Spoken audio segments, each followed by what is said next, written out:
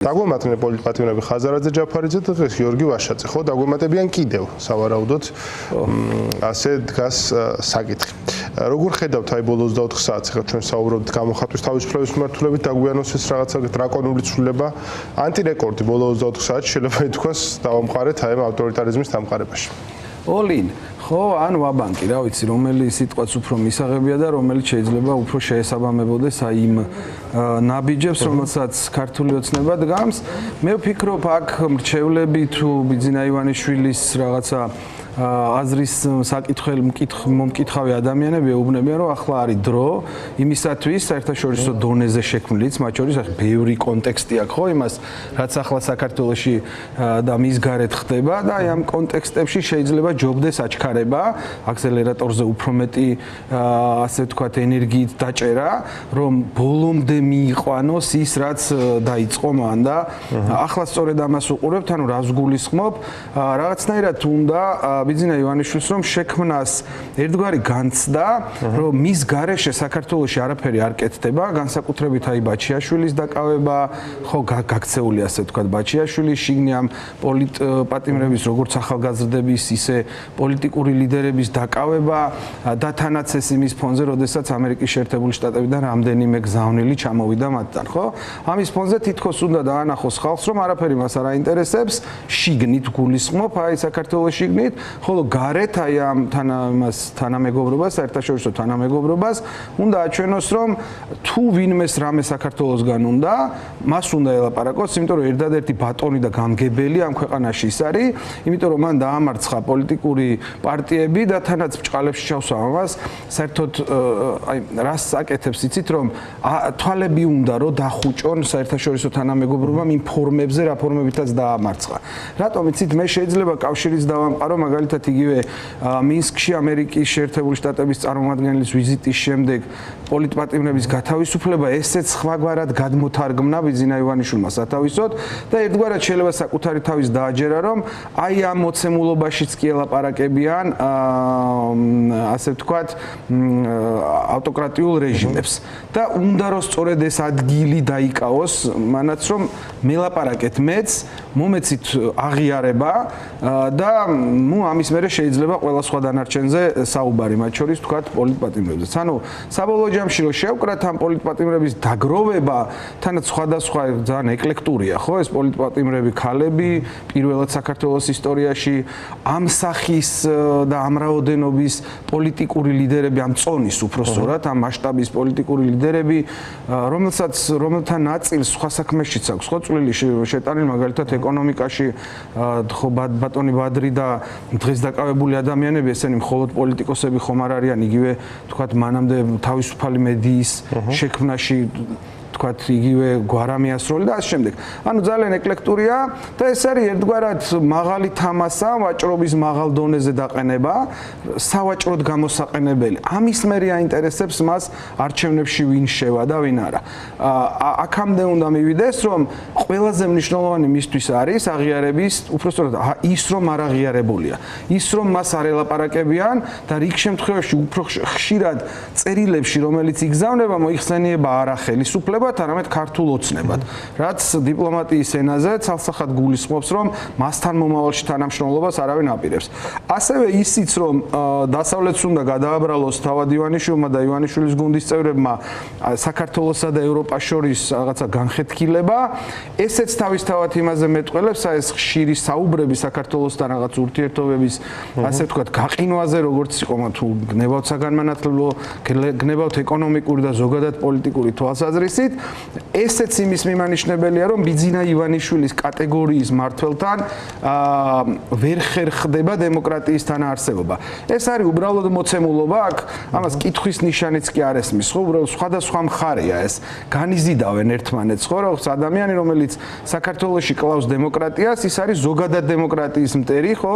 ნუ ორბანის არ იყოს, რომელმაც მოახერხა და ერთ-ერთი ყველაზე წარმატებული ცენტრალური ევროპის ქვეყანა, აქცია ყველაზე უფრო ღარიბ ევროკავშირში ქვეყნად, ხო? ესეც და მისი მეგობარია ზუსტად ასე შეიძლება და თანამოაზრეა ზუსტად ივანიშვილის რეჟიმი. ან მეორეს მხრივ ვინ არის ივანიშვილის ყველაზე ახლო გარემოცო, ასე ვთქვათ, საერთაშორისო თანამეგობრობაში, რასაც ჩვენ ასე ვთქვათ, აი პრინციპში არაფერი, რასაც გვჩრის ჩვენ დასავლეთის ალტერნატივად, ხო? ეს არის რუსეთი, რომელიც არის ომის მწარმოებელი და თქვენ ნახეთ უკვე დუგინის განცხადება, რომ ისინი ტირიან იმას, რომ მესამე მსოფლიო ომი არ დაიწყო. მართლა განიცდიან ამას, იმიტომ რომ მესამე მსოფლიო ომის დაწყებაში ისინი ერთგვარად ეცდებოდნენ გარდატეხა შეეტანათ უკრაინასთან დაწყებულ ომში და თავის საკეთილდღეოდ შემოექციათ, ხო რაღაც. ხო, თუმცა ტრამპი აღარ მოსწონთ. აი ტრამპი საბოლოოდ ჩაიქნეს ხელი. იმიტომ რომ ტრამპ ნახეთ რა ხდება, ჩვენ ეს შეიძლება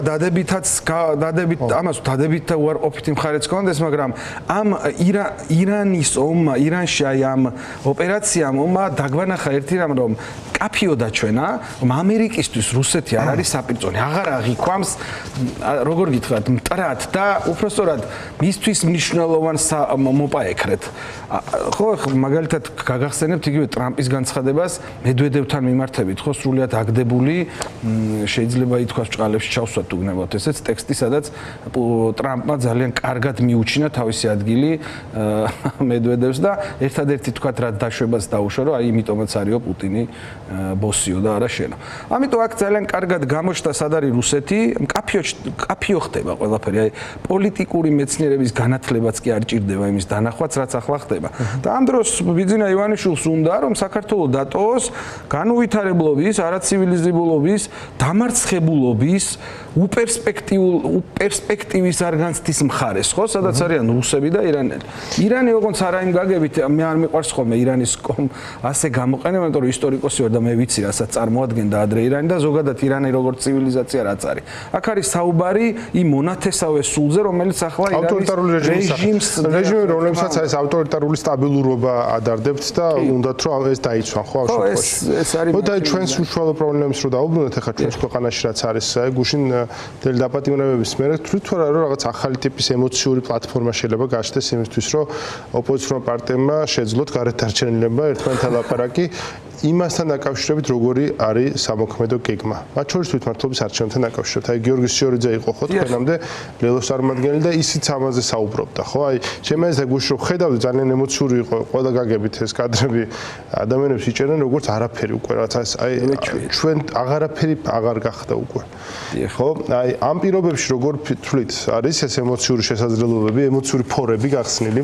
კი, მე ვფიქრობ რა არის იცით მიუხედავად იმისა ჩვენ ადრეც ვისაუბრეთ ამაზე, მიუხედავად იმისა რომ ტაქტიკურ სტრატეგიული თვალსაზრისით სხვადასხვაგვარად აღვიქვამთ და პასუხისგებლობის აღებასაც სხვადასხვაგვარად გეგმავთ, იმიტომ რომ ახლა არჩევნებში შესვლა ჩვენი სადით ამ ხნის განმავლობაში, რასაც ჩვენ ვისმენთ, კაფიო არგუმენტი პირადად მე ჩვენმა პარტიამ, ჩვენმა კოალიციამ ვერ მოისმინა კაფიო არგუმენტი, რას მოგწემს არჩევნებში შესვლა. რა არის ის პლუსი და ის დივიდენდი, რომელსაც მივიღებთ ამ არჩევნებში შესვლით, იმიტომ რომ ჩვენ დარწმუნებით ვიცით ამ შესვლით რას გავაფუჭებთ. ანუ რას გულისხმობთ, ნახეთ, თუ კი ჩვენ ახლა არჩევნებში შევდივართ, მაშინ რატომ ვთქვი თუ არის იმ თანხაზე, რომელიც გვეკუთვნოდა შარშანდელ არჩევნებში მიღებული შედეგების გამო. რატომ ვთქვი თუ არის პარლამენტში შესვლაზე და იმ შესაძლებლობების გამოყენებაზე, რასაც პარლამენტარობა და იქ რაღაცა აი ეს პოლიტიკური შესაძლებლობები იძლევა, ხო, ზოგადად. მაშინ გამოდის, რომ არათან მიმდევრულია ეს. იმიტომ რომ ჩვენ ვამბობთ, რომ გამარჯვებული პარტიები ვართ 2024 წლის არჩევნებში და არ ვაღიარებთ არც პარლამენტს, არ ვაღიარებთ არც პრეზიდენტს, არ ვაღიარებთ იმ ხელისუფლებას, რომელსაც ახლა მიტაცებული აქვს ძალაუფლება და ამ დროს შევდივართ არჩევნებში. ამიტომ ჩვენ ვფიქრობთ, რომ ჩვენი არჩევნებში შესვლა დააზიანებს არა მხოლოდ იმას, რაც მომავალში უნდა ვაკეთოთ, არამედ დააზიანებს იმასაც, რაც უკვე მიღებული გვაქვს. აი ეს არაღიარება, რომელიც დგას არ თანამშრომლობაზე. ამიტომ ვფიქრობთ, რომ და რაც ყველაზე მნიშვნელოვანია, დასავლეთის განწყობებიც, აი ეს მყისიერი განწყობები და იმის აღიარებაც, თუნდაც რომ ბიძინა ივანიშვილი არის რუსი ოლიგარქი და ახლა საქართველოში ხელისუფლება მიტაცებული აქვს არა ვიღაც ქართველ პოლიტიკოს, არამედ რუსულ რეჟიმს, ესეც ხომ სწორედ ამ არ თანამშრომლობაზე დგას, ხალხის ქუჩაში დგომაზე, სამსახურიდან განდევნაზე, პროცესებზე, მაშინ ყველანი ითანამშრომლებდნენ. არავინ იქნებოდა ახლა იმ 60 ადამიანიდან პოლიტპატიმარი, ყველა იქნებოდა იმ სამსახურში, რომელშიც მუშაობდნენ და გაგრძელდებოდა ის. ამიტომ ეს არ მგონია რომ მეორე კიდევ რა უნდა ბიძინა ივანიშვილს. ბიძინა ივანიშვილს უნდა რომ 2024 წლის არჩევნების იქცეს წარსულად, უკვე დასრულებულ ამბად. და ჩვენ ახლა აი ამ არჩევნებში შესვლით სწორედ ამას გავაკეთებთ და ეს არის სწორედ სტაბილიზაცია და ნორმალიზაცია იმ პროცესების. და ამის საწინააღმდეგო არგუმენტი, არ ვიცი, თქვენ თუ რამე დაინახეთ მართლა გულწრფელად ვამბობ, ძალიან მინდა და მჭირდება იმის მოსმენა, რა არის არგუმენტი, რომელიც ამის საპირწონედ შეიძლება რომ გამოვიყენოთ და ვიმსჯელოთ.